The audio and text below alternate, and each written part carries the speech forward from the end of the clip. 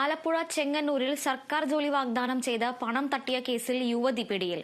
പുലിയൂർ സ്വദേശി സുജിതയെയാണ് Chengannur police arrest ചെയ്തത്. ബുധനൂർ സ്വദേശി നൽകിയ പരാതിയിന്മേൽ നടത്തിയ അന്വേഷണത്തിലാണ് തട്ടിപ്പ് പുറംലോകം അറിയുന്നത്. ആയുർവേദ ആശുപത്രിയിലെ ജീവനക്കാരിയാണെന്ന് പറഞ്ഞായിരുന്നു പ്രതി സുജിത ബുധനൂർ സ്വദേശിയായ സ്ത്രീയെ സമീപിച്ചത്. ആയുർവേദ ആശുപത്രിയിലോ കേരള വാട്ടർ അതോറിറ്റിയിലോ സർക്കാർ ജോലി വാങ്ങിത്തരാമെന്ന് പറഞ്ഞ് 2023 ഫെബ്രുവരിയിൽ 4.25 ലക്ഷം രൂപയും വാങ്ങി.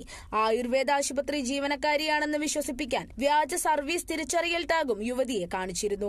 നിരവധി പേരിൽ നിന്നായി 1 കോടിയിലധികം രൂപ പ്രതി കൈപ്പറ്റിയിട്ടുണ്ടെന്നാണ് പോലീസിന്റെ കണ്ടെത്തൽ.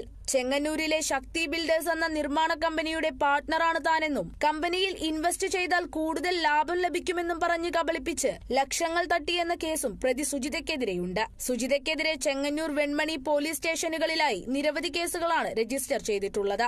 കോടതിയിൽ ഹാജരാക്കിയ പ്രതിയെ റിമാൻഡ് ചെയ്തു.